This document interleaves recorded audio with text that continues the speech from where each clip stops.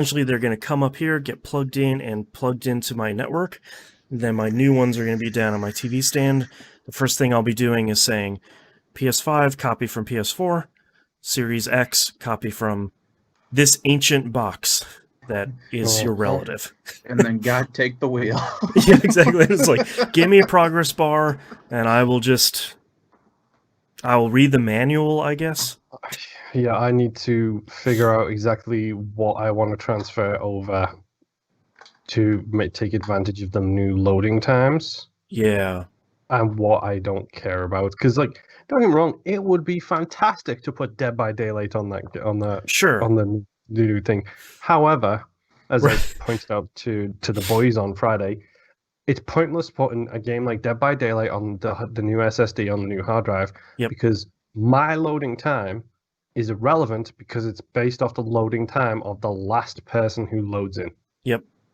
So for multiplayer games like that, like the dwarf game I forgot the name of, Deep Rock Galactic. Yep.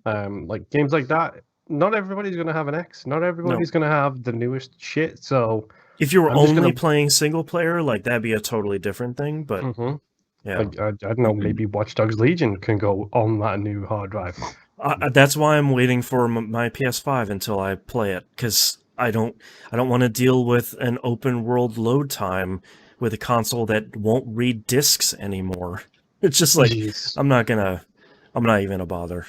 Yeah, I need to beat some games to get them uninstalled, to be honest. Like I'm torn right now because I'm in that stage where it's like I need to get some stuff uninstalled so I can basically get the internal drive of my One X done. So literally it's unplug, plug in, done for the new consoles. Yeah, mine is, I got mine down to about half full on my launch Xbox, which is what, a 500 gig drive?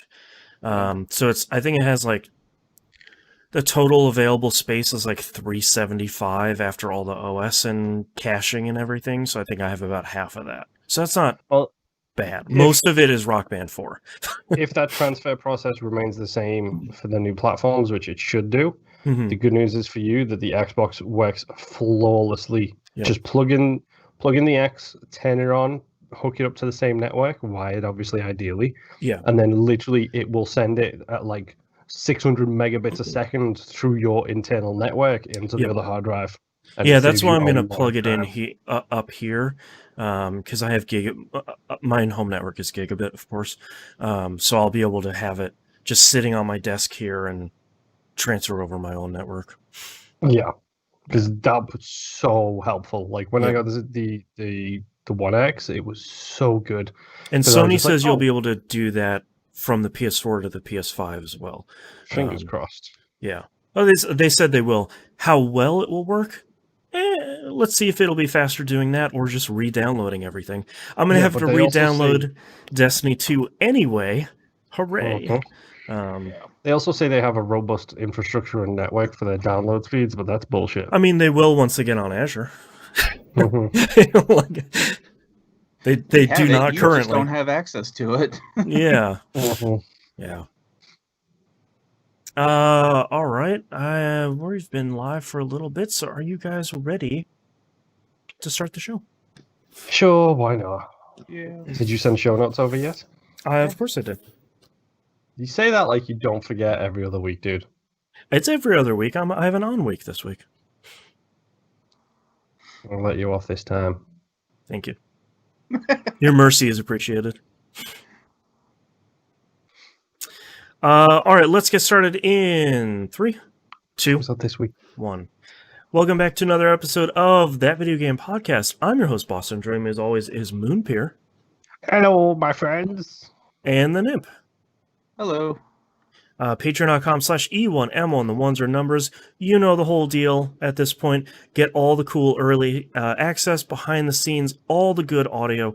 We release way too much of it every week. And I don't take any of it down. I recommend the $5 a month tier. That gets you everything. That's only $5 a month, not per episode. So super cheap. And then you help me pay for the show. And then all of you can watch me cry on stream if we get this $250 a month tier. And I will start playing scary games on stream. which probably not doctor recommended, but I will do it anyway.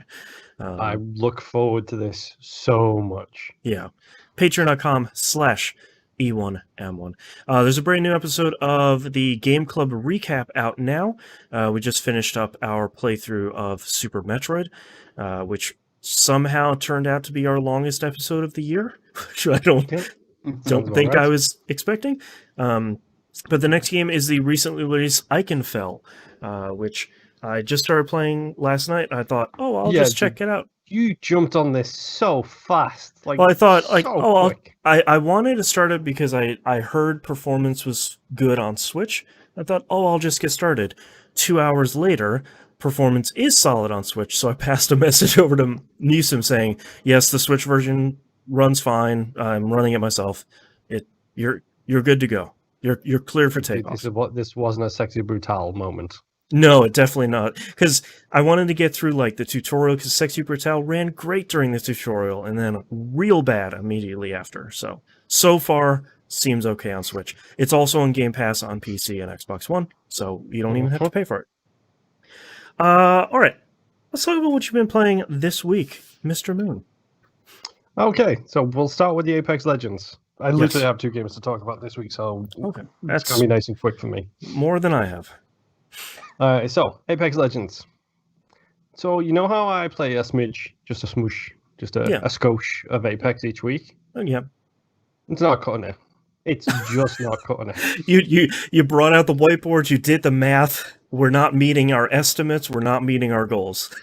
Yeah, you know the meme of the guy with the board with the red... Yeah, from Always thing? Sunny. Yep. Yeah. It's that, because there's 23 days left in the season and I'm level 37. Out of 110. Not enough time. Yeah. Right. No, there's enough time. Well, sure. I'm just going to be playing a lot of Apex, which is why yesterday you received a text message from me saying, we are playing Apex if you are interested. Hilariously, the 3rd time I have left my house since the lockdown started, you sent me a message and said, hey, are you around? We're playing Apex. And it's like, the one time I'm actually not physically at home. No, I'm not at home. Crap. That's what we commonly refer to as Moon's luck. Yes. Because it's exactly what happens all the time to me. Yeah. I'll send Rob a text and it'll be like, I'll get a response back from him saying, I'm sorry, I'm driving at the moment. I can't respond. It's like, well, great. Right. You useless person, you. Stop your social public work life. That's Get right. home and play video games with me. Dead by Daylight crew needs you. Yes, or Dwarf Fortress, I was going to say crew needs you. There's dwarves in it, so I just want to say dwarves. That's right. Always. Every time you say the great dwarf word. game, that's the first one that I think of. Right. Oh, Dwarf Fortress. Yeah. We finally lost our minds. We're playing Dwarf Fortress. No, that's for We Roguelike. Right. God. Yeah. No, that should be 2021's first Game Club game, Dwarf Fortress. We finally snapped. We're gonna 2021. We will learn how to play Dwarf Fortress the entire year. Yep. And also, don't forget about what's coming out on Steam this week, which I absolutely adore, which we need to cover for a different one of our shows. So we'll get into that too. Yeah, it's on our release list. Hilariously. Yeah, I don't know how. But anyway, Apex Legends. It's fun. It's great. I love playing it. I hate how much I've slacked again. Just like Nim said, just like I said, just like everybody always says. Yeah, you'll get to 2 weeks left and then you realize you need to play it 6 hours a day. It's like, yeah, I need to play it 6 hours a day, unfortunately. But it's also the end of the year and it's also new console time. So I also need to beat 2020 games, beat old games to uninstall them, and play Apex all at the same time. So ideally, I need to grow another hand, buy another TV and another Xbox, and then play 2 games at once. Should be easy. Yes. Yeah. The solid plan. What could go wrong? Not get here soon enough so I can have these specific mutations. Right. That's right. But no, I like Apex Legends. Obviously, it's great. I'm still playing it. Spoiler alert, it's going to be in the discussion in a couple of weeks. I'm just saying. Right. But other than Apex Legends, the only other game I played this week, is Mortal Shell. Oh, right. Which is the Souls-like kind of game. Souls-like tool video? Yes. I beat it. Well, I beat the last boss. It's really short, comparatively. It's really short. Like, well, yeah, the first week you had already beaten it, hanging out with the bandit. Yeah, yeah, playing that's a true. I song. did get my special ending. Yeah. But it's one of those things where it's like you play Dark Souls and you're like, well, okay, you can't have that many zones, and then you go across the bridge up that tower and you've got 9 more zones ahead of you before you get to the final boss. Right. This is like, oh no, there's 3 dungeons, there's a main area, that's it. That's kind of nice, though. Yeah, it really is, because I didn't have to put 76 hours into the game to beat it. I just did this and beat it. Spoiler alert, there is an achievement in the game for not getting any shells and beating the game. Oh, boy. Which means you take 1 hit and you die. Okay. We'll see. We'll see. I like that your answer is "we'll see" instead of "no thanks." No, because it's one of those things where it's like, it's a Dead Space 2 achievement. Yeah, it's pew pew pew all over again. Yeah, where it's like, I can potentially do this because theoretically you only need to beat 4 bosses. Okay. You only need to beat the boss of each dungeon and then the final boss to get that ending. I know where the weapon upgrades are now, so I can get myself a maxed out weapon pretty quickly. And the no shell form, the Tool music video form that we discussed, has like the longest stamina bar in the game. Like, it's ridiculous. So I could technically, I suppose, just literally sprint to the checkpoints. Oh, I see. Because you have this little Sister Janisa lady who gives you checkpoints where you respawn. I won't need healing items because it'll be pointless collecting healing items. Yeah, it doesn't even matter. All I need to do is upgrade that weapon and then sprint to every single boss and then kill the bosses. Which I've done no-hit boss runs before on other video games. I was a younger man back then. Right.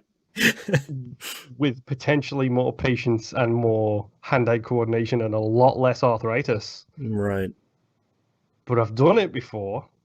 This is me playing rhythm games all over again, where it's like, yeah, I did expert on Rock Band. I can handle these rhythm games. No, you can't anymore. No, right. No. We're done with that. Where you're trying to rationalize it to yourself that, no, this is something feasible that I can do. It shouldn't take that long. I won't be angry.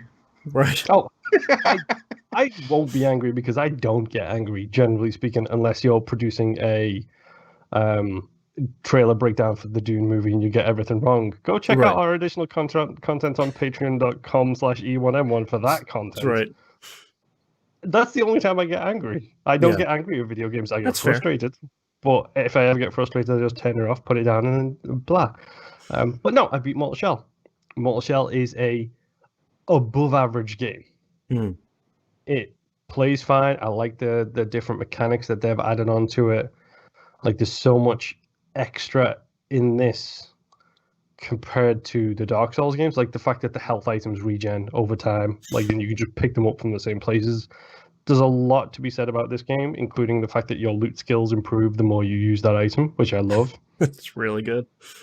Yeah, and I can't remember if it was this podcast, and I think Nimp's played. Have you played this, Nimp? I haven't played Mortal Shell.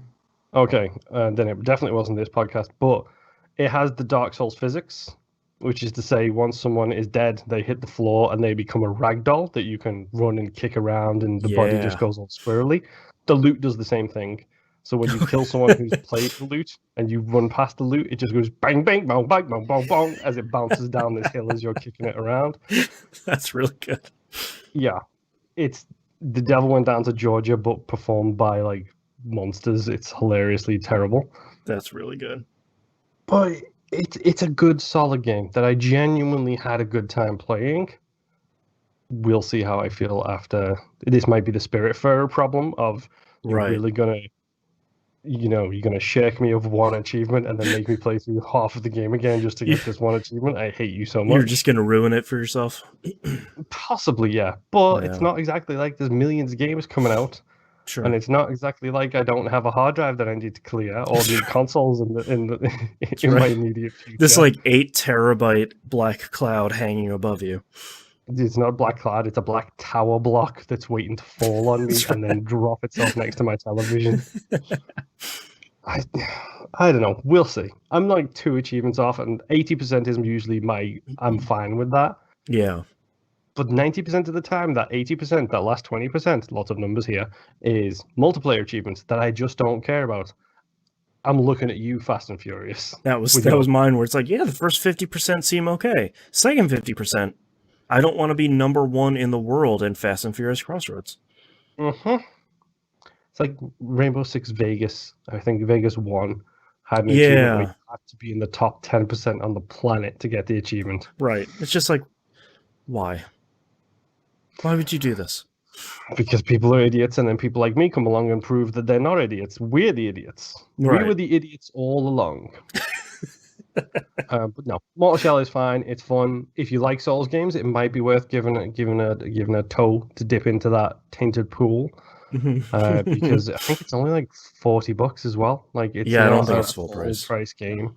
Yeah. So, do you have to restart a whole brand new game for that achievement, or can you do it through New Game Plus or something? Does it even have a New Game Plus? It has a New Game Plus. Okay. When you beat the last boss, you have the option to ascend, which basically kicks you into New Game Plus. There is 2 achievements I'm still missing on this playthrough, but that's easy enough. I just need 2 more items, and then I can get those 2 achievements. That's fine. For the no shell run, it's recommended that you do a new game, because New Game Plus amps the difficulty up similar to the way the Souls games do. Oh, okay.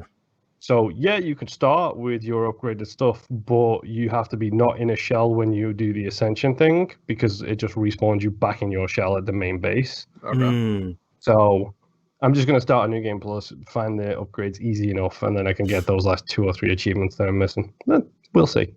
Yeah. But no, Mortal Shell is a solid game that, thank you 2020 for being so limited on releases. Mostly thanks to a pandemic, I'll give you that much, that this may end up cracking my top 10, because all in all, I've had a pretty solid time with it. Nice. But that's pretty much all I've been playing. So I'm going to pass it over to Nimp with a question. Yeah. Were you born between November 23rd and December 21st? No. You should be, because I know one of the things you did this week, and that would make you a Sagittarius, boy. It would be. But no, I'm a Cancer. So yeah, we'll get that one out of the way with Elite Dangerous. I was nowhere near the center of the galaxy still. And so I looked at my jump radius for that, and I was 400 and some odd jumps away from the center. And I'm like, no, this is being done tonight, Friday night. Okay. That's only a good 6 hours. Try like 11 and a half. Yeah, no. Straight of me just playing this game.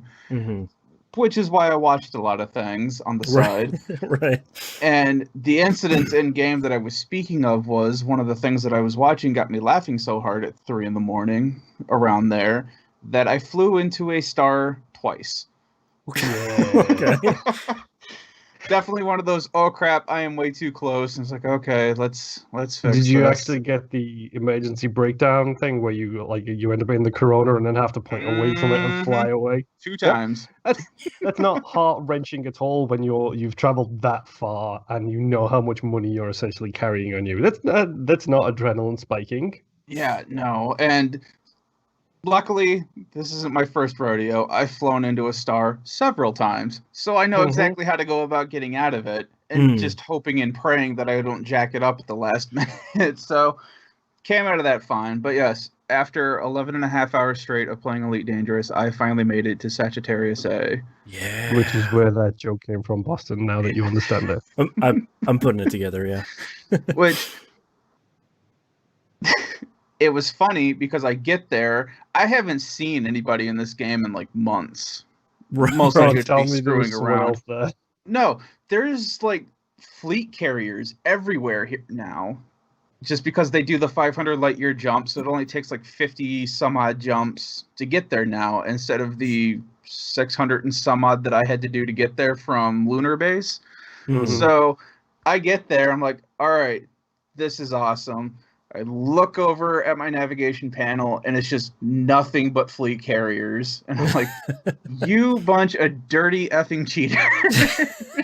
Yep. It was like running a 25K marathon and getting there, and everyone's like, oh, yeah, we took the shortcut. Right. Yeah, oh, we rode our bikes. You didn't do that? Yeah. Yeah. I did it uphill both ways in my spaceship. Yeah. I just had one of those stupid things in my mind where it's like, you bastards are here, but I'm the one that earned them. Right, exactly. 100%. Right. And I'll be honest, I feel that way, like, having done it so long ago, when literally the galaxy map wouldn't load. You'd have to open the galaxy map and then go make a drink to wait for the galaxy map to load. It was that slow. I was like, you guys, like, you people with your fleet carriers, you don't know the half of it. I did it for the mug. I did it for the achievement. I did all of these rites of passage the hard way. I struggled. Back in my day, this was much harder. Well, the funny thing is, too, trying to plot routes on the map, especially getting closer and closer, you obviously have a denser amount of stars. So, yeah, the map would slow down. I would have to replot my course every time I would turn on the console. Yeah. So that's like a good 5-10 minutes of the game trying to figure out how to get to the little pen that you put in the center of the Milky Way. So, that was my moment of, okay, well, this is going to be a while. I'm going to go make a sandwich and then come back. Nope, still 25% plotted. All right. Oh, Boston, it's like the difference for Boston and everybody listening. It's like the difference between, like, where I live. It's relatively city, but there's a lot of suburbs and a lot of country roads. If I want to go to Buffalo, it's a relatively straight shot. You take these wiggle roads, then you get there, and then you just drive straight, and then you get to your objective. That's like 10 turns, maybe. It's like doing that, except there's a million junctions between you and the objective point. Right. And the computer has to route every single possible every stoplight to figure out which is the fastest. Gotcha. Yeah. It's so slow. It took a while. So I got there, I looked around, I saw that there was a blue star called Source 2, went and checked that out. I'm like, yep, there is nothing else here except for the supermassive black hole. And then I'm like, all right, what's the closest base around here? Come to find out that because of the, I don't remember what it was called, the campaign that all the players did, where they all raced to the center of the universe. Distant Worlds 2? Was that what it was? Yeah, I think that's the one. Okay. Yeah. Apparently, when all these players did this, there was also an in-game event that was happening along with it. Probably one of the community events. Yeah, where they would build a base that was close to Sagittarius A. And this just came up, I think it was like May of last year, February or May of last year, where this thing just finally got built. And it's literally like 3 light years away from Sagittarius A. I'm like, cool, this works out. Yeah. Do my little hop, skip, and a jump to this base, which was called Anchorage. Of course. I think it was Explorers Anchorage or something like that. But I get in there, I'm like, all right, let's load up all my constellations that I have to sell, all this data, and my console almost hard locks trying to load all of this information that I have stored. Oh, man. So I went from 4% Pathfinder to 27% Pathfinder, just selling all of this data. Jeez. All right, cool. I'm getting there, because right after this, it's Elite for it, and then I'll be Elite 2. So got through that. Like, I had to restart my console once because it did pretty much hard lock trying to do all this. So, I think mine did the same thing. Like that, when I did it, like, I did the neutron star fields, which are vertically above the planetary plane, essentially. So Boston, from the bubble galaxy to the center of the universe, you can just go in a straight line. It's like the plane remains the same. You go up and down a little bit, but it remains the same. If you go like 20 to 50 light years up or down, you get into fields of neutron stars and black holes, which is worth so much more data. When I brought that stuff all back to the bubble again, because I had the both ways journey to sell, I'm not kidding, it took me about 5 or 6 hard locks before I managed to sell all my data. And that was kind of what I did too, because I I didn't necessarily want to discover a whole lot. I just wanted to at least discover something. And I knew coming from Seoul, yeah, exactly. I knew coming from Seoul, all right, whatever path I take is pretty much already been scanned and all that. So I either had to go up or down.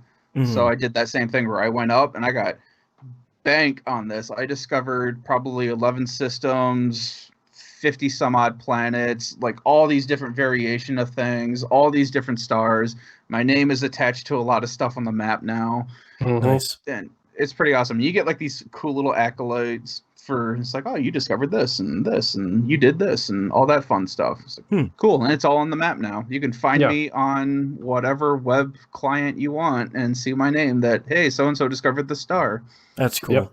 Awesome. And you get bonuses for being someone who discovered it, like the first time. Yeah, right. And like Earth, like planets are worth so much as well. Like if you know what you're looking for, you can make of those. Serious money. I went from, I think I made about 80 million off of everything that I sold. Wow. So, which is a lot of money. That's an it took a lot of time. So I do all that stuff at Anchorage, and then I'm like, all right, I'm already here. I am never coming back here. So I'm going to continue going forward, because if I don't do this, this is never happening again. Oh, so like to the other side of the center of the galaxy. Going to the dark side of the universe. Gotcha. Yeah. So I am now heading towards Colonia, which is just about the same distance from the center of the universe or center of the galaxy as it would be if I just went back to the bubble. Oh, so I'm going to go check that out, because I wanted to see what it was like out there. There's not a whole lot going on. It was just like the first distant starport that was ever made, like that far out of the bubble. Like, all right, cool. So that's something that I've always wanted to check out. And then I've got some bookmarks that I'm going to check out, some nebulas, some other random stuff that space junkie me wants to see, because I'm never going to actually see it in my lifetime. So. Sure, yeah. Like, and so people will also mark them for you as well. Like, if you do a Google search for like interesting things to see in Elite, people will be like, "Oh, the Horsehead Nebula is at this location." Yep. So, cool. Go check out the Horsehead Nebula. Like, you can literally fly and see it, kind of thing. You know, that's cool. There is this black hole at this location, but it's close to the bubble. So if you don't want to do what us idiots did and fly into the middle of nowhere, you can go see a black hole and be terrified. Right. Yeah. So, neutron stars still get me the worst. Like, black holes are okay, but neutron stars are the things that kill me every time. I've never had an issue with black holes, but anytime I come close to a neutron star, it's like, no. It's going poorly. That and quasars. And I hate quasars. But anyway, so probably like 5 jumps after I got past Anchorage. Or Anchor, sorry. I keep thinking Alaska when I say that. I started running into this new stuff, because as I've been out in the black of space, away from everybody and everything, there have been updates this entire time. And because I'm not near anything, I haven't really gotten the chance to see any of this stuff. And so I get a couple jumps out from the spaceport, and all of a sudden I jump into a system and I get this warning that pops up that says biological entity detected. All right, cool. What's going on? This isn't Thargoid related, because that you get a whole different warning that happens that will scare the hell out of you. So I'm looking around and I notice that there's like these clusters that are in space and they're black. So they are hard to see, and at first I didn't notice it, because guess what, guys, I'm in space, it's black out there, you can't see anything. Right. So I just happened to see like this, like basically as I'm turning my ship around, kind of looking around in Super Cruise, that all of a sudden like certain stars will blink out and then come back. I'm like, oh, what's this? Drop out of Super Cruise, and it's just like this cluster thing sitting there. Okay, so I go over there and scan it. I don't get any relevant information out of this, except for that I discovered something. Don't know what, but it was biological. I'm like, all right, cool. Jump out of that, and all of a sudden I get another alert pop up. This is another biological thing was discovered. Jump out of that, and it's like this biological cloud that's just in space. Oh, weird. I'm like, all right, well, my ship isn't being affected by anything, so I scan that. I get another little thing. Yeah, shut up. Right. I'm too far away from anything right now for it to be an issue.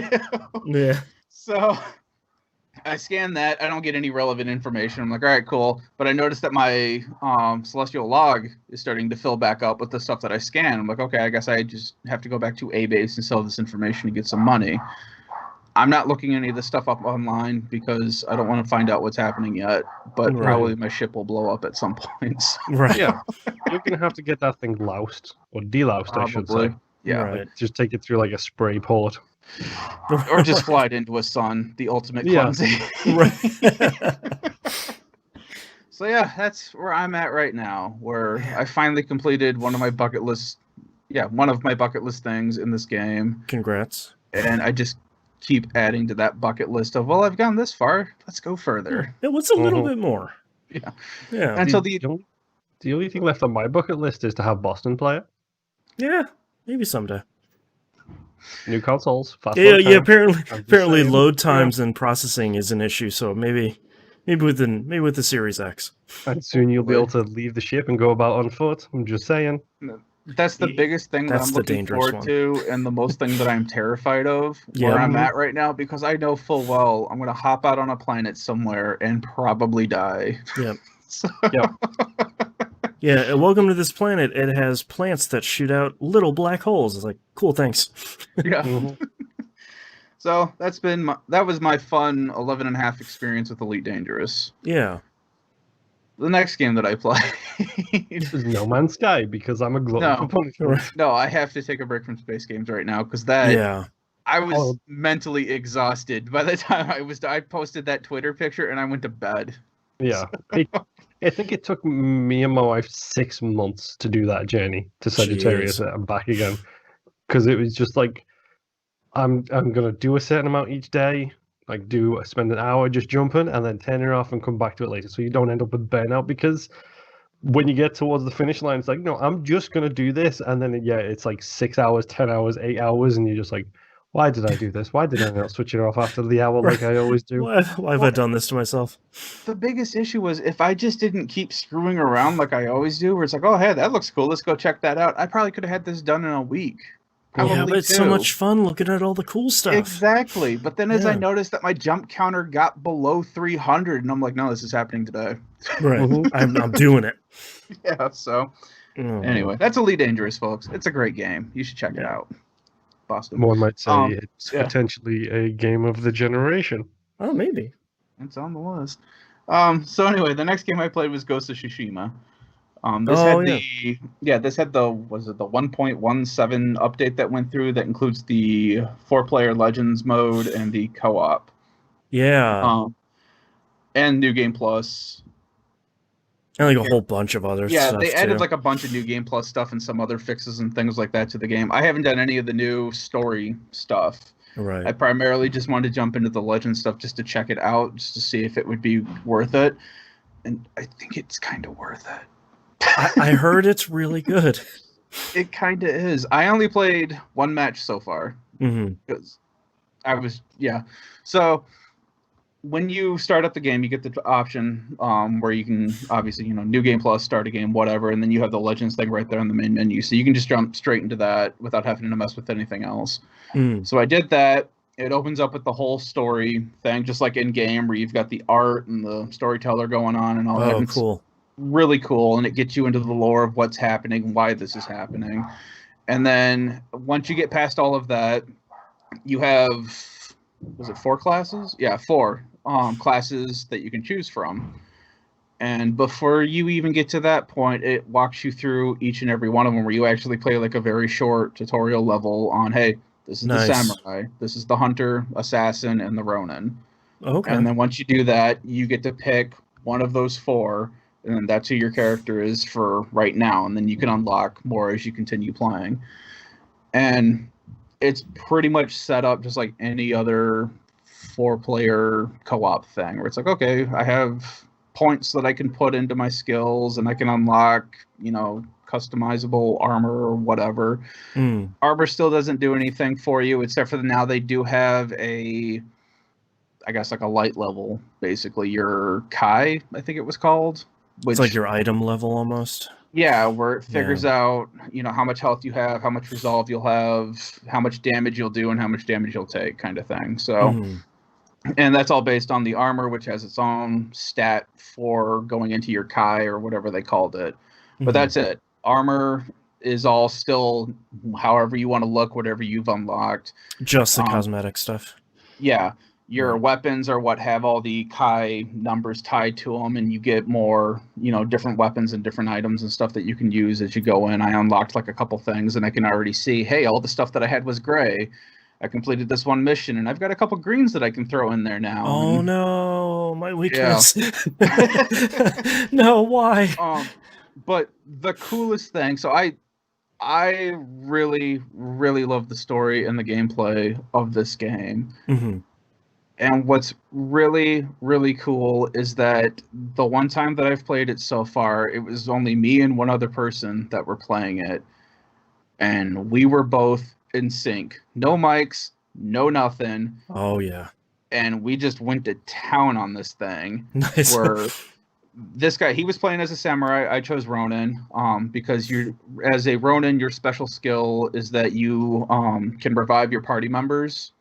Ooh. And you get an ultimate revive where it's like if everyone's down, you just click your button, it uses up 3 of your resolve, and everyone's just back up. Oh, wow. And then you also have another thing where you can summon your kunai pet, which at this point is a dog, a spirit dog. Ah, yes. That you can still pet. There we go. So all your weapons and gear, you still have your bow, you still have your swords, your counters, and all that fun stuff. That's all still in the game, and the assassinations are still in the game. It's just some classes do it better than others and all that fun stuff. So our first thing, we get dropped into this world, and there's 2 guards in front of us, and he automatically crouches down and he starts going for the left guard. I'm like, all right, I see him do that. I pull out my bow and I shoot the guard in the head just as he's doing the assassination on the other guy. Nice. All right, this is cool. This is working out. This is like some Ubisoft E3 demo business. Yeah. I see 3 guys up on a tower. I take out all 3 of them as he goes in and he takes out the gate guards. I'm like, all right, cool. I jump over the fence as he's running through the camp, and he's like stealth killing guys left and right. I get ahead of him. There's one guy that starts to see him. I kill that guy. He takes out another guy that comes out of a tent. And it's like SEAL Team 6. This is so cool. Yeah, wiping the floor with this crap. And it's like, all right, this is awesome. Like, that's just super having cool. That guy watching your back. And that's just 2 of us. Imagine 4 of us just going full on ninja style with this crap, where it's like, base is done. Yeah. Whatever. No big deal. No one saw us. Yeah. So I'm really looking forward to playing more of that. Yeah, that sounds really, really cool. It felt really awesome. And like I said, it was my first experience. Maybe the next 50 will just be utter garbage with other people and be like, I'd rather play this by myself. Right. But that one experience with this one person whose name I don't know, whose gamer tag was like, I don't know, M and like 36s after it, no joke. Right. I've never seen this person before. I've never talked to this individual. You'll never see them again. Probably not. And we were both just in sync enough with the game to know, okay, you went left, I'm going right, I'm taking this guy out, point, counterpoint, boom, we went through. It's like, man, that's cool. This is awesome. So I still love this game. Yeah. And it's really awesome so far. So I'm gonna check out more of that. I did not check out any of the co-op yet. So I still don't know what all that entails yet. But that Legends multiplayer seems pretty cool. Yeah. Which I'm kind of surprised. I was worried because, like I said, when I first heard about it after beating Ghost of Tsushima, I'm like, I don't know if I want this, but I'll check it out. Right. So. It's like multiplayer in Ghost of Tsushima is sort of like, okay, I don't think that's what I wanted, but sure. Yeah. And they've got, right now, there's 6 stories that you do. So there was a reason why he and I were in this area doing this, causing all this madness, and you're getting that story as you're continuing this on. So it seems cool. Yeah. We'll see what happens. The next game that I played, because I went down some weird back alleys and came out with this, Atelier Ryza. Oh yeah.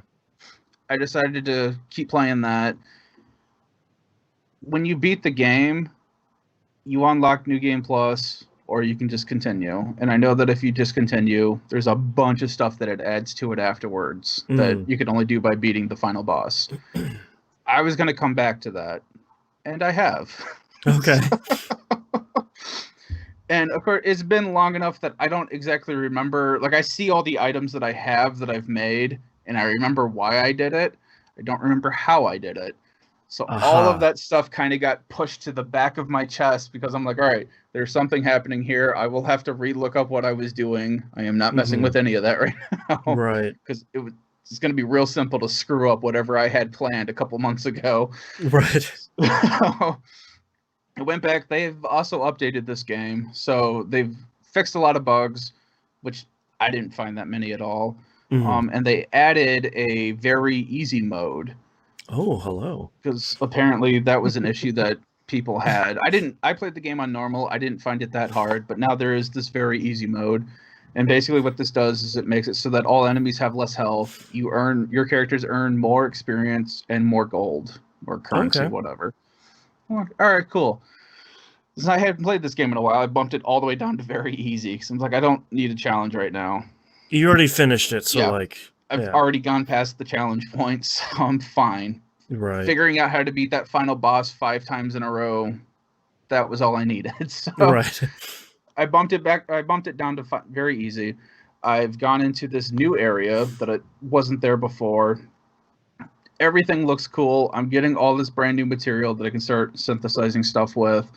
And now I've started going through the weird dark alleyway of every character has a side quest, quote unquote side quest. It's basically just parameters that you have to fill. Like, hey, kill this certain boss with, this character who has the quest with this other character in your party. And make sure that they kill the boss together or this enemy or whatever. So it's like loyalty missions almost.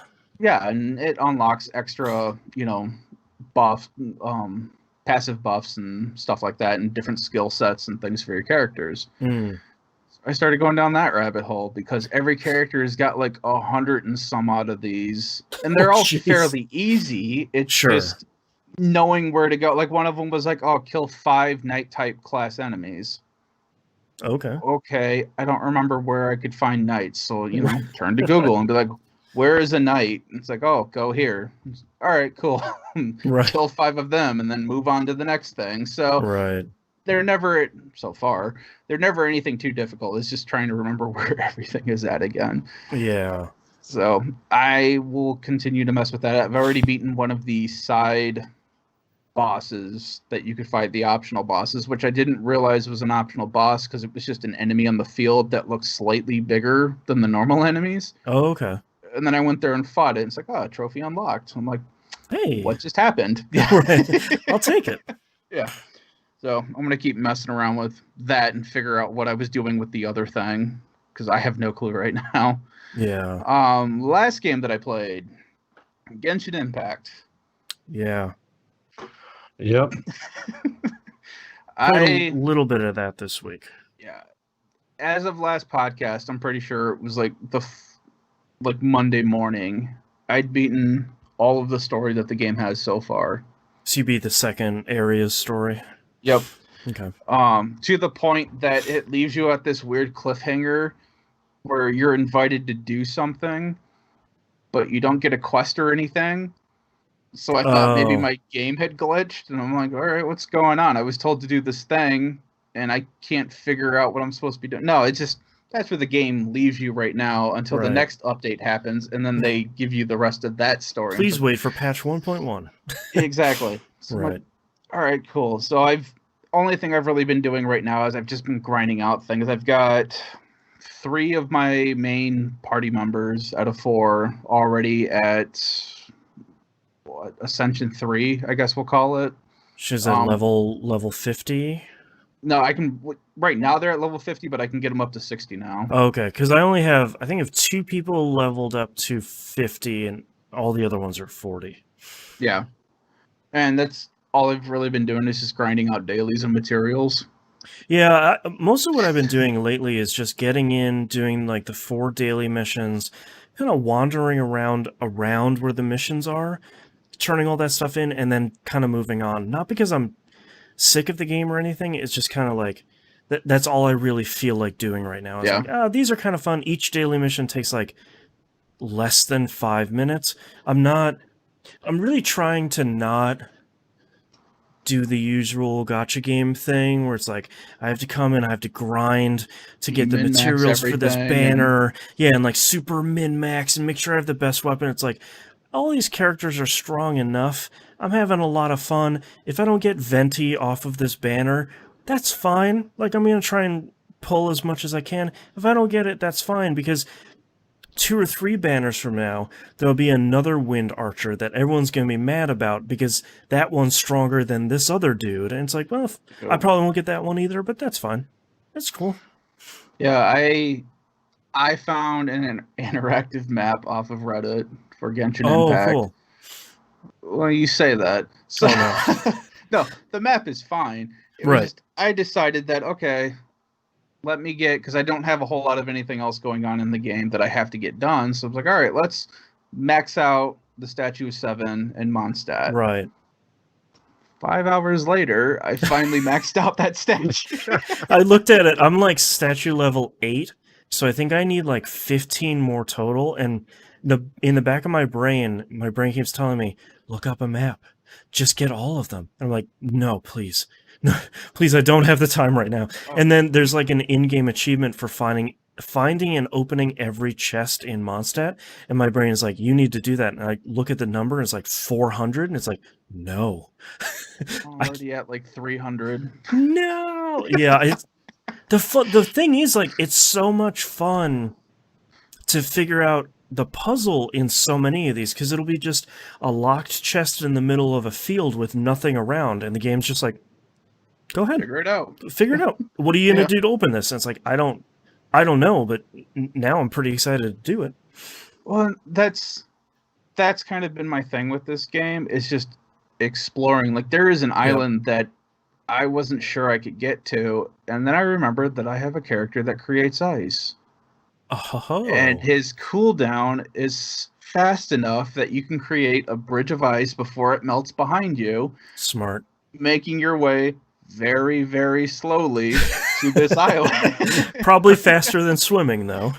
Yeah, because, well, I tried swimming out there, and I got, like, real close, but I ran out of stamina and died. Right. Not died, but got warped back to shore. And I'm at this point right now where I've started a third block of stamina. That's the good stuff. So you're, like, at 200 something?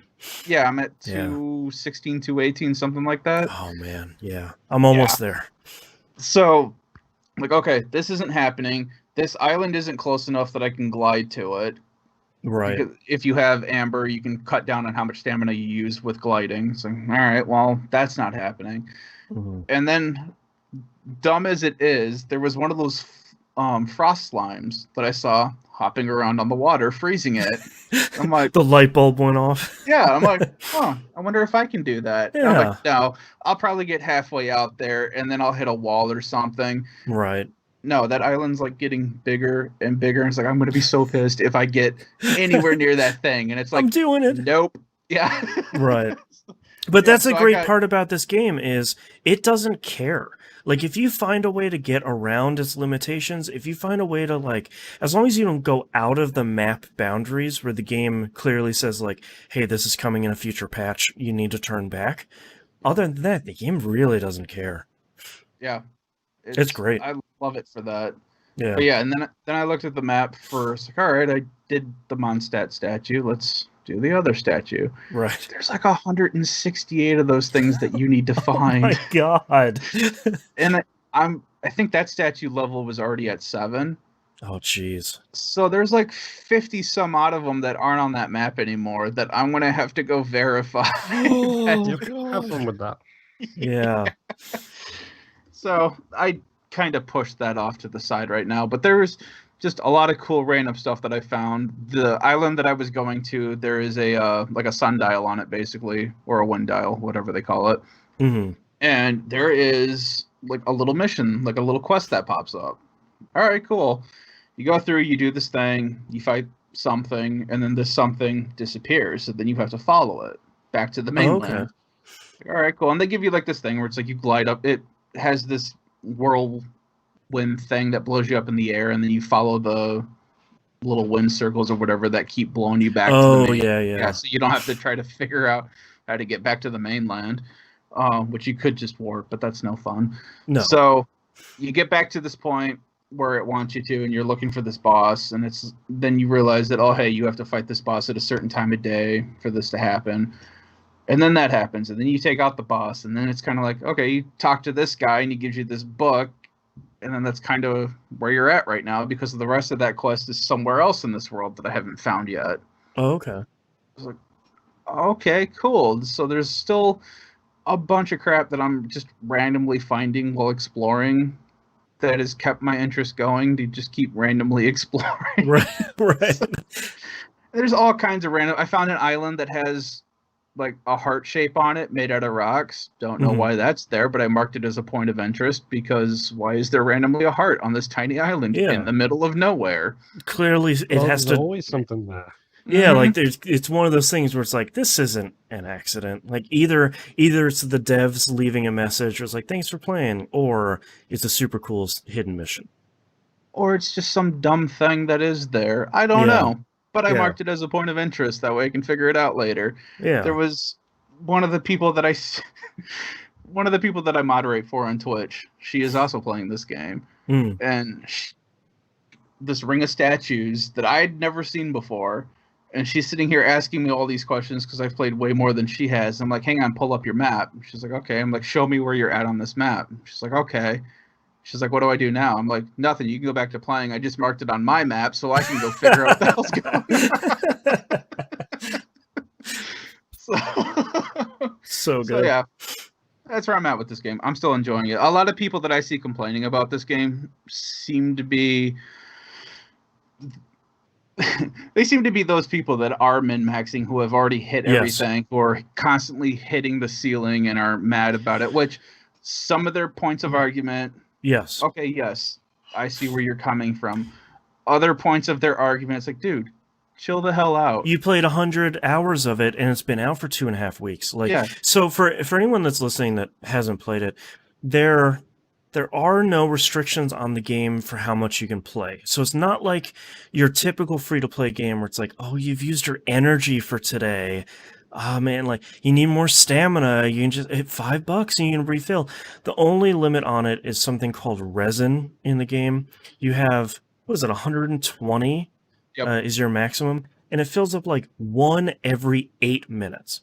Yep. It's slow. And you use resin for a whole bunch of stuff in the game, most specifically some of these ley line things that you can go out into the world, interact with it, it spawns a bunch of enemies, kill them, and you sort of pop it open with some resin and a bunch of gear pops out. Or this this alchemy event that was just running, use some resin to kind of collect the gear that this event generates. It's really funny seeing people... I don't think they're, like you said, I don't think they're 100% wrong, but they still need to remember this is a free-to-play game. So there are still some of those trappings in the game where they're like, I just want to grind for better gear drops. I want to grind for weapons and these materials and stuff, but I can't because there's this resin limit. It's like, yes. Like there is a limit because it still is free to play. Like 99% of the game is this free Breath of the Wild thing where the game doesn't care how much or little you do. But there is this like end game resin stuff that there is a limit on. Yeah, and it's most like while you're playing the game, like where I was at last week, I barely touched the resin. I just kind of used it to do, to get some materials that I just couldn't find in the world. Now that my characters and my weapons are starting to get into the higher level stuff, I do need to start using a lot of that. Right. But I have like 12 other characters that I still need to level up. So it's like, okay, I can't do any of this crap right now. So let me go back to my lower tier characters. This person's at level 15. Yeah. Right. So there's a lot of stuff that you can still do that doesn't rely on that. Right. And the version 1. Like I said, version 1.1 is coming out November 10th, 11th, 12th. It comes alongside the new console launch. So like, it's just a month away. Like, if there isn't anything... you didn't spend anything buying this game. So, if you're out of stuff, go play something else. Destiny 2 is free right now on Game Pass. So, like, there's still plenty of other things to play. Entertainment Nerd asks in chat, what game is this? This is Genshin Impact. There's still stuff to play that you can go do. Like, yes, that's part of the reason why I'm going so slowly through the game, is like, I don't want to chew up all the content right away and then just say, like, well, I guess I'm done with the game for another month. Only a little bit. I haven't even started the quest line in the second area. I'll get there, but, like, you know, you can't, contrary to popular belief, you can take your time playing a game. Yeah. I blew through all of it because I was really enjoying where the story was going. So I was like, oh, I want to see more of it. Right. But yeah, it's like I'm not all up in arms because, I've completed all the story stuff right now. But yeah, November, I think it is 12th or 11th. So the new patch comes out. That adds more story. I'm going to have more to do. So right now I'm just kind of doing maintenance stuff where it's like, oh, if I get this or this, great. I have all of this time right now to, you know, do the stuff with my characters. That way I'm ready for the story and I can just focus on the story when it comes out. And the great part is they've already detailed the next 3 patches where it's like 1.1 comes out, new story stuff. I think it's like 1.3 that comes out in December or January. 3rd area is launching, and all that stuff is free. Yeah, it's like, okay. And I'm kind of excited and anxious at the same time about having a new area to explore. Yeah. Because while I've explored all of Mondstadt pretty much, and I've kind of explored a lot of the other area that you get, I want another area to explore, but I'm not done with the other area yet that I already have. So. And you know, leveling up the statues in that area will be like, all right, you collected 5 of 300 of these fire things. It's like, oh, God. It's going to turn into the feather from Assassin's Creed, where it's like... Absolutely. No. There are more of them, no. Yeah.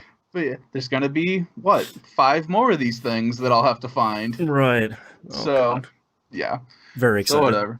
I still really like the game. At this point too, I've still only spent that $5 from Forever to Go to get that daily drop. Yep, me too. Yeah, that's all I've ever spent on this game. I'll probably refresh it once once it runs out, because it's 90 of that currency every day. It's $5. Like it's nothing. And I'm depending on how this next patch goes, depending on how everything else feels. I might give them a little more because I have spent a lot of time in this game and I've really enjoyed it. Yeah, toss a couple bucks in a tip jar. Yeah. Yeah. So that's all I've been playing this week. Boston? I've been playing a whole lot of stuff for a bunch of other shows, which is unfortunate. It's like Iconfell and Super Metroid and Hades and, you know, all the stuff we're talking about on some of the other shows. But I did manage to unlock Wolverine in Fortnite. I had a whole bunch. Very strange sentence, by the way. I know. This season is incredible. It's so good. Like, I unlocked Storm. I have her punk outfit. I did her, like, awakening thing, which is essentially, like, you do a whole bunch of small missions that are fairly easy. And then in the last part is... you go to a specific location, you do an emote from the character, and then you get kind of a... Like, Storm, when you do her emote, she has lightning around her, so, like, it kind of changes her costume a little bit. Hers was really fun because you needed to... There's, like, the radioactive towers, like the power plant on the map. You needed to fly through the stacks of the power plant as Storm, when you're in the storm. So like the purple storm ring. So that was kind of fun. And then you go to the Eye of the Storm to do her emote. It was pretty good. But I finally unlocked Wolverine. He's super hard. He has hundreds of hit points and he moves super fast and he's doing this like whirlwind attack that is just destroying you. And I've been trying... I tried for a couple of days. I'd land in the areas he would land in. Most of the time, I would find someone had already killed him and his items were sitting there. And you yourself have to kill him. So I took a couple of days off, just waiting for everybody to get out of their systems, everyone else to unlock it. I came in, I just couldn't find him. I had this one match where I had a orange... shotgun, and that's the highest tier. So it does more damage than the others, not enough to really like make a super difference. But I was going through this area, the wooded forest area, and I'm down by a river, and I turn the corner, and he's literally right there. Like, and the exclamation mark goes above his head. He, snicks his claws out, and he comes rushing, and I just dump on him with this shotgun, and I manage, with like 13 health left, I managed to knock him down, and of course, because he's Wolverine, he regens health. So with the last like 3 shotgun shells, I managed to get him down. I was like, yes, triple tap. That's right. And I finally did it. And now, because I've gotten him down, every time I go near that area, I manage to find him, and he manages to destroy me. My wife was watching me as I was playing. Since my kid watches me most of the time, I am, of course, playing as Water Guy, the slime guy that she loves. He was running after me, and I was like sprinting away from him. I got into a truck to try and get away. He destroyed the truck, and then managed to destroy me. It's just like, that sounds like the best horror game ever. It's really good because he's so fast and he's so strong. It's really great. So unlocked him, did his whole awakening thing. I have like his classic costume, like the yellow and blue one now. The default one is like his brown and yellow one. The one we're working towards unlocking is the like the white t-shirt and jeans outfit, like his classic kind of like casual costume, which is really great. This whole season is really great. I just unlocked Dr. Doom, and I'm working towards, basically you unlock them at like, let's say rank like 72, and then at rank 77 you unlock his awakening challenges. So at that point you can then go do a bunch of challenges as him to unlock like a glider and a emote and an alternate outfit and stuff like that. So it's kind of this neat thing where you unlock him and like his backpack thing, his glider, artwork, and then you get to do that stuff. So still really enjoying Fortnite. I'm like rank 73 this season, which is those season pass ranks move super fast. Especially when you keep on top of them. Well, the thing that helps the game so much is you really never run out of daily challenges. So when you log in after reset, whenever reset is, I have no idea, you get like 5 missions, and each one of those are worth 10,000 XP. It seems like a level is about like 30 to 40,000 XP. So you can make a lot of progress towards a level each day, even by playing like a match or two and just try and say, all right, I need to hop into this phone booth to turn into one of the Doom henchmen. That's 10,000 XP. I just need to kill one person with an SMG. That's another 10,000. On top of the normal XP you get for getting it. So it feels really fair, and it feels like it's keeping you pushed forward on your season pass ranks, which is really great. Instead of saying like, yeah, man, you got until, the rumor is it'll end on November 11th, which would make sense with the new consoles. But, they could just say like, yeah, you got until November 11th and you can play all day and get a quarter of a season pass. Sorry. But it seems pretty fair. So still enjoying Fortnite, sort of still unexpectedly. Yeah, like it's still really great. But that's all I'm playing this week, so let's take a break. Yep. Open a damn window. I had to open the window, get a little bit of fresh air in here. Yeah, bathroom for me. All right. Let's check. I don't think.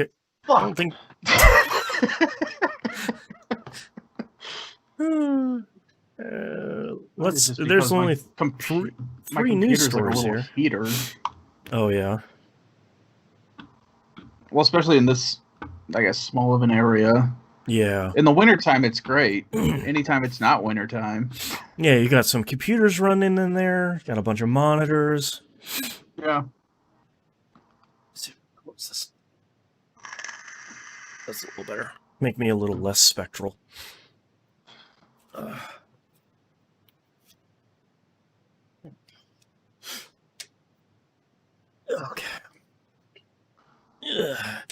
Well, not really a ton of news stories this week. I didn't really hear a whole lot of anything. I think a lot of it is just like, yeah, there's new consoles coming out, and we're working on a game, and it's delayed. Well, even with what you have in there, it was like, really? That was this week? Yes. That is also 2020. Yeah. I finally did watch the breakdown for the PlayStation 5. Yeah. It was like, wow, that's really cool. And my son was sitting there watching it with me, and he's like, oh, you can do this? I'm like, yeah, you could do this. Yeah. I wouldn't recommend it. Right. So you see how he's flexing that board right there? You see how he's touching that motherboard barehanded with no ESCs? And I'm like, no. Oh. Not good. And I'm still convinced that liquid metal is mercury.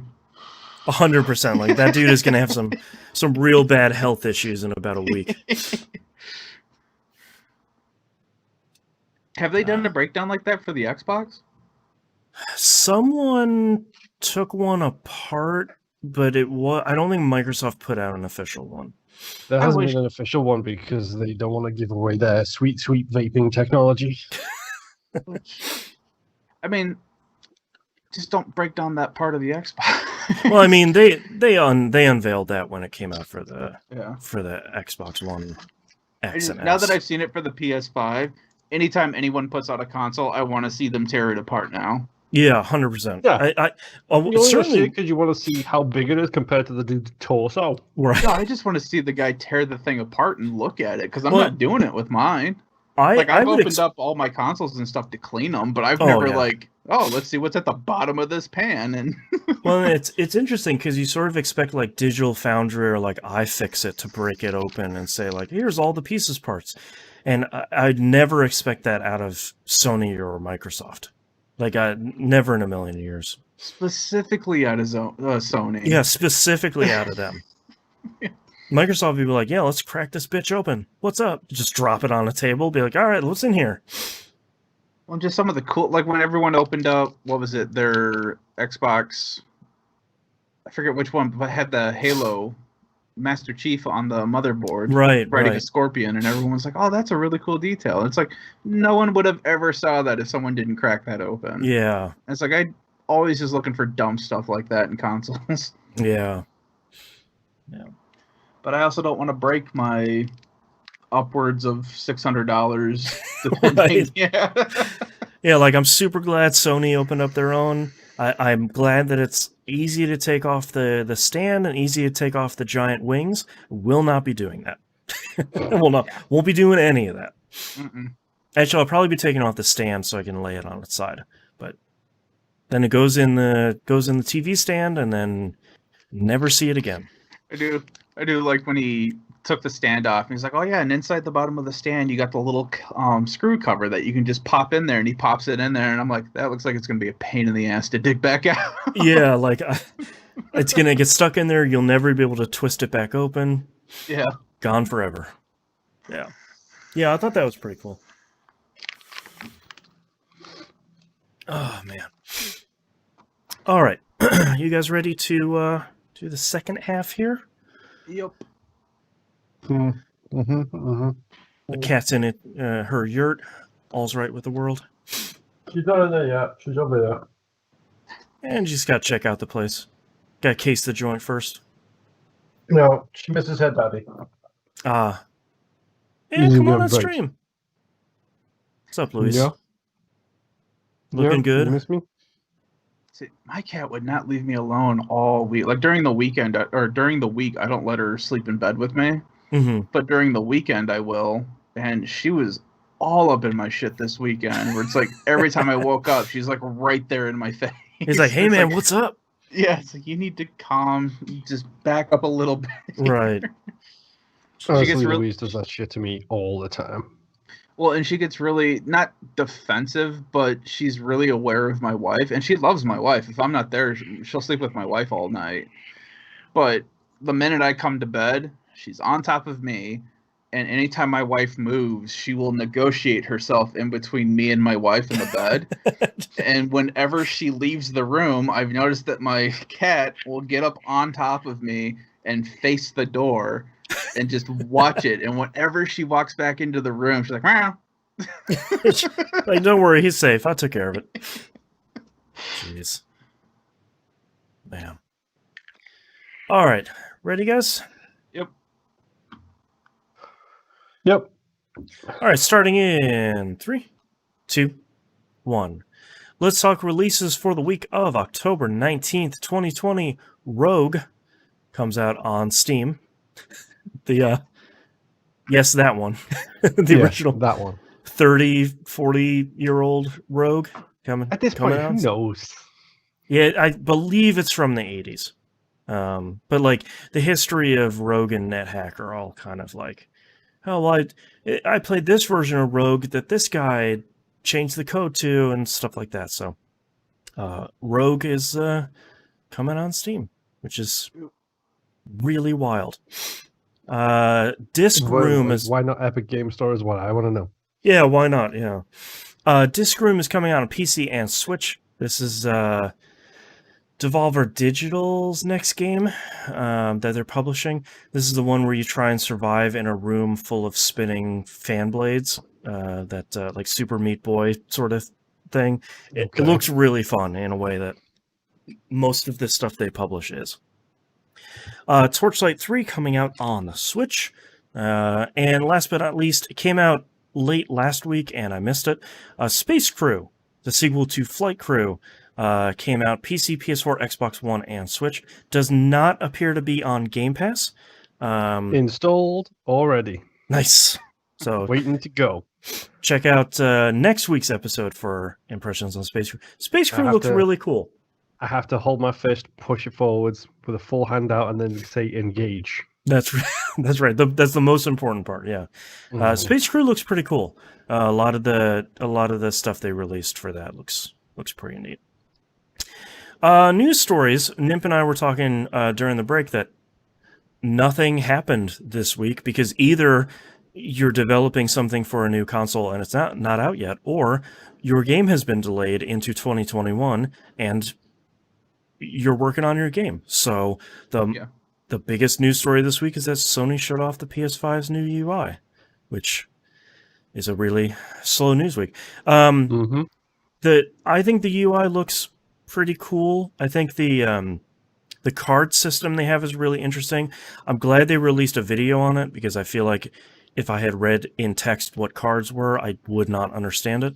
But I like that they showed the newest Sackboy game, I think was the one they showed, where essentially they had a bunch of cards that were all like, you're 33% of the way through this level, you're 60% of the way through this level.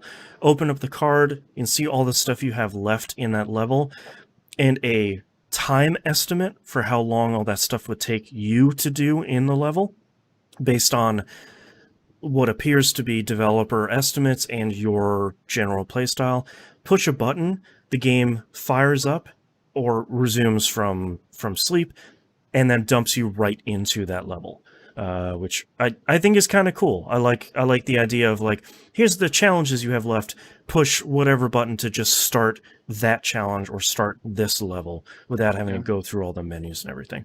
Seems like it's kind of like a cool story recap of if you haven't played a game in a while and it's like, oh, okay, I was doing this or whatever. Right, yeah, where was I? Yeah. Yeah. The other neat thing they showed was some of the new party improvements, where as you're accepting party invites, it looks like you can just hop into that person's multiplayer game or lobby at the same time. So it's sort of like, I want to jump into the party and the game at the same time. And they showed a bunch of stuff with picture-in-picture for you can be playing your game or doing whatever on your console and watching your friends' gameplay picture-in-picture on your PS5 as well. So that could be potentially pretty interesting. Someone was saying like the first thing they wanted to try out was them and a couple of their friends competing to see who can play finish Demon's Souls the fastest. And you can kind of see picture-in-picture where they're at. So that could be pretty neat. Yay for bandwidth. Yeah, I mean, like, That's the horrible part of all this, yeah. But otherwise, the UI seems like it's largely unchanged. The top bar on the PS4 with all your sort of system level stuff is at the very bottom of the screen now, and it seems like that's kind of it. So, which is good because PS4's UI was fine. I also got the update on my Xbox One for the brand new dashboard that's coming to the Series X and S as well. That's really cool. It's so confusing. I just turned on my Xbox one day, and between day 1 and day 2, it's no surprise for you. You haven't turned on your Xbox in 6.5 months. Yeah, exactly. I turn my Xbox on every day, and then suddenly there's a new look, and I'm just like, okay, where did everything go? I'm lost. I really hope, my one desire for Microsoft is, I would really love for them to surface UI patches a lot more clearly. It's a little bit annoying on PS4 right now because it's like, hey, I downloaded a new firmware update, but you can't do anything on your console online until you do it. You very clearly know that something new has come out, but like, I really wish Microsoft would surface that, and when your games get patched on Xbox One. Because a lot of times you can fire stuff up and be like, oh, well, okay, I guess all this stuff got updated already because I don't have any patches ready. But I think both consoles have really solid UIs, and I like that Microsoft has been working so hard on iterating the consoles much more than they did on the 360. The Xbox One's dashboard is radically different, but it didn't have like the NXE patch that the 360 did. It's sort of the new UI for Xbox One is super fast. I really appreciate that. So 2 thumbs up to everybody. Good UIs, which is how slow this year is for news stories. But let's move over to questions. Stephen D sent us a question via email. With Halloween around the corner, my question is, what's some of the scariest NPCs, worlds, and missions/quests you've encountered? All of Resident Evil 7. All of it. Oof.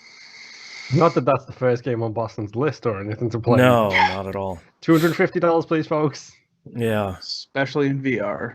God. Heaven help me. I feel like some of the scariest stuff in games, for me, is like the accidental scary stuff that isn't...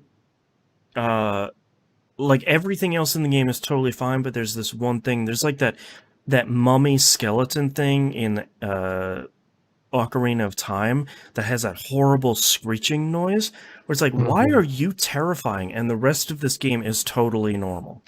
There's all the games, it's always I can't remember the names, but the hands, the ceiling hands. Yeah. They always get me every time. Yep. God, what else? Sprinkling some real life in there, like, you're playing Beat Saber in VR and you got the headset on, you got the earplugs in, you're bopping, and then your daughter comes running into the room and grabs your arm. Yeah, it's always fun. Feel fingers on your neck. Or you feel like a thump and then you're not sure which of your children, animals, or wife you've hit. Right. Yeah. That happened with my daughter, too. Sorry, sweetheart. It's like, baby, you see me with the glowing balls, you know not to run out in front of me. The TV is on, you can see what I'm doing. Right. World's questionable, but first time I dropped into a neutron star in Elite Dangerous was pretty terrifying. Oh, God. How can I forget? Dead Space 2, the Eye Machine? Mm-hmm. The worst thing in video game history? That's why we all forgot about it, because we didn't want to think about it after we were forced to do it. God. I feel like there wasn't a lot of jump scare stuff in Prey 2017. A lot of it was like that dread, like that creeping dread. But the touchscreen calibration screen was really good. Mm-hmm. That's the fact that you could mess with those touchscreens with the dart gun as well. Oh, that's really clever. That game is so good. I'm going to go with Condemned 1 and 2. Oh, yeah. genuinely terrifying games, especially when you get up to the bear in the cabin in Condemned 2. Oh, God. I forgot about that. Yeah. I know a good one. Any JRPG, period, they're terrifying with the amount of time you have to put into them. No, that's just life. Yeah. Monkey Senior asks us in Discord, PlayStation now has a giveaway deal with Burger King, and Xbox has had their deal with Taco Bell for a while. What fast food restaurant would you choose to do giveaways for a console? Me personally, Subway. Okay. Because I like sandwiches. Sandwiches are arguably the best food. Because I'm going to throw out a hot take here about sandwiches. Sandwiches are really good. Mm-hmm. You can literally have it your way. However, as a household unit, it would be Taco Bell because it's like the only fast food place my wife can eat. Taco Bell's so good. I think Nintendo needs to get in with Wendy's. Yeah. I love Wendy's so much. No, Nintendo should do it with Sonic just to really dig the heels in. Just to really screw with people. Yeah, the most confusing way. Guess I'm driving 60 miles away to get to my closest Sonic. Right. I think we have one fairly close if it's still open. I've got one town over that's roughly 60 miles away. That's crazy. Yeah. Their slushies are good, though. That's what I hear. Yeah, they're good. I don't know. Surprisingly, I haven't had fast food in a long time. Literally had Taco Bell like 3 days ago. Yeah. Oh, really? God, I miss Taco Bell. Yeah, me too. But yeah, that would be mine. Yeah. That's pretty much it. There's not, besides your restaurants. Yeah. I mean, I guess Arby's. Yeah, but like, I like Arby's and no one likes Arby's. They can carry all the Neo Geo stuff. I'm sorry, you scoop up a Neo Geo classic. In the process of attacking Link. Okay. Nice. Interesting. T-Bomb Rocks asks in Discord, my wife and I were rewatching Donnie Darko recently. Gary Jules' version of Mad World starts playing at a pivotal moment, and all I could think about was Gears and that amazing trailer. My question is, what licensed song used in a video game or video game trailer is giving you a similar experience? Number one, that trailer for Gears is still really good. Yeah. Did Link make it out unscathed? He did. He's also like a Roblox kind of Link. Right. He's like one of those hardcore Tomy Lego variants, so he's fine. Oh. Is that like a loot crate thing? It may be. I'm not sure. I'm pretty sure his eyes wobble. Yes, they do. Oh. He does. Shifty ducks. Oh man, that's really good. That's exactly, so that's Wind Waker Link. That's exactly what you want that statue to do. Mm-hmm. That's great. Honestly, my biggest problem with this is I don't know licensed music. I don't know music. Like, period. Unless it's a Tool cover, in which case I'll know. But... So check out our brand new show called We Listen to It with me and Moonpeer, where we go through my favorite albums of all time. Well, all of yours will just be Nin tracks, so that's fine. No, I mean, some of them would be. Yes. But no, I'm dead serious. Like, when the Dune trailer came out, I didn't know that was a Pink Floyd song. Right. I didn't, because I don't know Pink Floyd. Right. The world's greatest irony. Mm-hmm. Yeah. I don't know. I feel like there was that one really great Destiny trailer with Immigrant Song. I thought that was pretty good. It was like 15 seconds of an Immigrant Song. Yeah, but the best use of the Immigrant Song has already been done. Which is... For Ragnarok, twice. Okay. I have not... We haven't gotten to that in Critical Misses yet, so... I don't know, I feel like the recent trend in movie trailers has been like a slowed down, moody / spooky acoustic version of some sort of song, like the Dune trailer. But I feel like the Get Out trailer had something similar. It did. I think it was really 5 on it. Yes, that's exactly what it is. Yeah. But I feel like we haven't really gotten that in We even had like the video. Have we had the video game trailer version of like? Have we had that? It's the same thing all trailers are doing these days, which is where it's cutting stuff to the beat of the music, which everything's doing that. The new Bond trailer does that. I mean, come on. I guess video game trailers cut the rhythm of shooting to the beat of the song. Mm-hmm. Yeah, the new Bond trailer literally does that. Oh, okay. Yeah, it was sick. Borderlands 3 had their whole thing. They have made bands famous just by themselves. Yeah, that's the cool thing about the Borderlands ones is they often feature bands that fit the aesthetic of the Borderlands universe, but maybe they're not big. Still not going to get as good as Cage the Elephants. Like that Borderlands one, that song just took over. I don't know. A lot of the Tales from the Borderlands ones are really good. There's 5 of them at a minimum. Yeah, but that didn't actually make me go and buy the one song so that I could listen to it over and over again. That's true. Yeah. Far Cry 2 used Massive Attack, apparently. Oh, interesting. I didn't remember that. Far Cry 2, for me, like, I played Far Cry 1 when it came out. That game is not great. I played Far Cry 3 and 4, and, like, Far Cry 2, for me, I know so many people love it. Unless someone mentions it, it does not exist in my brain. Like, through no malice, I can never remember. It's like, oh, that's the one with the fire and the malaria. Right. Yeah. I think, generally speaking, like, if you are talking about, like, a licensed music being used in a game, usually it's because it's created for that game. Right. Like, with whatever the female singer who did the Final Fantasy song, and then you've got Florence and the Machine. Yes, and then you've got all of the Kingdom Hearts songs constantly being licensed music, kind of, but they're made for the game. Right. Well, it's tough, too, because I feel like most of the time when we have video game trailers, it features... It's unique to video games because it features a lot of gameplay and it features a lot of voiceover and then in-game soundtrack, because so much of what makes or breaks a lot of AAA games lately has been this is a great game, and on top of that, as sort of the icing on the cake, the soundtrack is really great too. So I feel like we don't necessarily get anything that's really... It's usually like, well, here's a gameplay trailer because everyone needs to see what this game actually is. Yeah, I'm sure Call of Duty do that with their trailers, like use actually licensed music, but I don't pay enough attention to trailers / watch enough trailers to actually do it.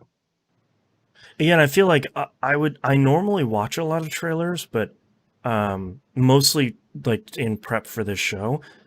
But Call of Duty trailers are sort of like, yeah, it's another Call of Duty. Like the minutia is gonna miss me of like how it changes from game to game, and I'm not gonna play it, so there's no reason for me to get excited. But dude, Ronnie Reagan. So weird. This game is so weird. Yeah, that's a good question, but I'm not. I feel like there's probably people are probably yelling at us right now where it's like, oh my god, you forgot this one, and we'll probably be frustrated when someone posts it in Discord. But 100%, it's escaping or I'll all just of us. see it and be like, oh yeah, that is a good one, and then just move on with my day. Yeah. The only reason I know the Gears one is because of Donnie Darko, and obviously it's Simon and Garfunkel, I believe, originally did it. Tears for Fears. Whatever. Yeah.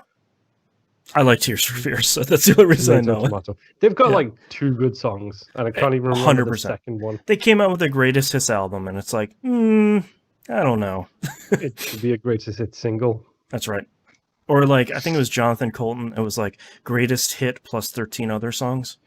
It's like, yes, that's the right way of putting it. That's some self-awareness right there. Yeah. All right, that's our episode for this week. Thank you so much, everyone, for listening. If you'd like to visit us, you can do so at tvgp.tv. Everywhere to find and follow us is on the right-hand side of the page, including the merchandise store, not the merchandise shore. That's run by a different company. You get Moonpier's brand new shirt along with all of our other merchandise over there. Good quality stuff, reasonable prices. We're not really making any money off of it, so don't worry. It's not going to be like a $35 t-shirt and like a $75 hoodie. Nothing like that. Patreon.com/ E1, M1.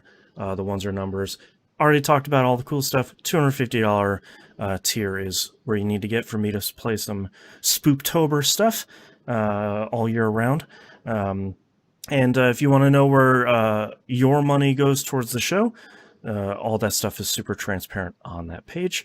Brand new game for Game Club, Eichenfell, recently released. We're going to play through that.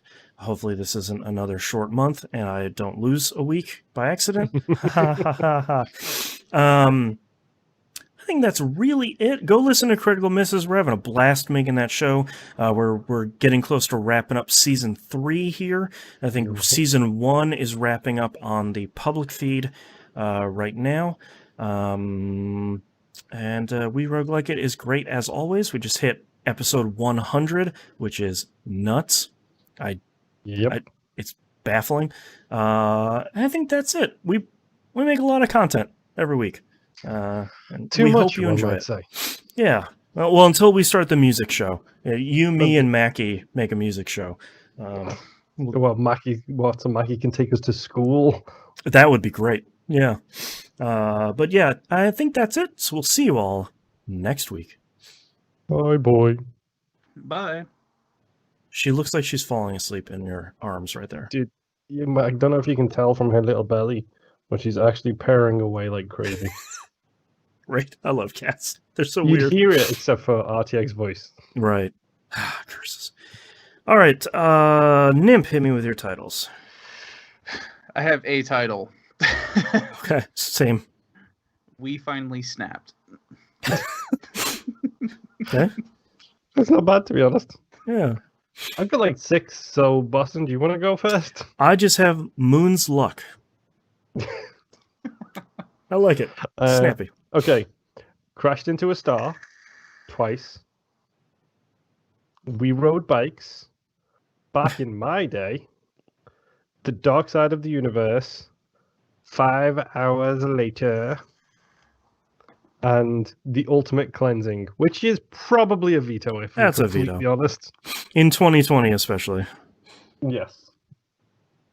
I wrote down, We Finally Snapped, Back in My Day, and The Dark Side of the Universe. Along with Moon's Luck. Anyone? Not particularly jumping out at me before you even ask. Yeah, I put a check mark next to Moon's Luck because it's just a super punchy title. I also like The Dark Side of the Universe. It's a little bit longer than we typically do, but not exceptionally so. If we're going to do a really long title, it needs to be like 15 words. Yeah. Oh, I will get to work on that, then. Okay. Get your Fiona Apple album title out here. How much wood chuck chuck? That's right. I really like The Ultimate Cleansing. It's just a shame about how bad that is. Yeah, just... Like, it would be a really good show title if not for the context of 2020 and everything going on the planet right now. Right. Moon's Luck is the one that I'm leaning towards here. Yeah, I'm good with that. Yeah, let's go with that then. All right. Circling it. Let me know when you guys are ready. I'm ready. Yeah, brain's spinning, but nothing's happening. Click, click, click, click, click, click. All right, I'll figure something out. All right, starting in 3, 2, 1. This is That Video Game Podcast, episode 678 for October 19th, 2020. Moon's Luck. I roll natural ones. You wish you rolled ones. Oh, man. All right. Thank you so much, everyone, for joining us, listening, watching, everything. Super appreciate it. Patreoning. Yeah, Patreoning. Yes, everything. We really appreciate it. We appreciate you. Thank you, and we'll see you next week. Bye.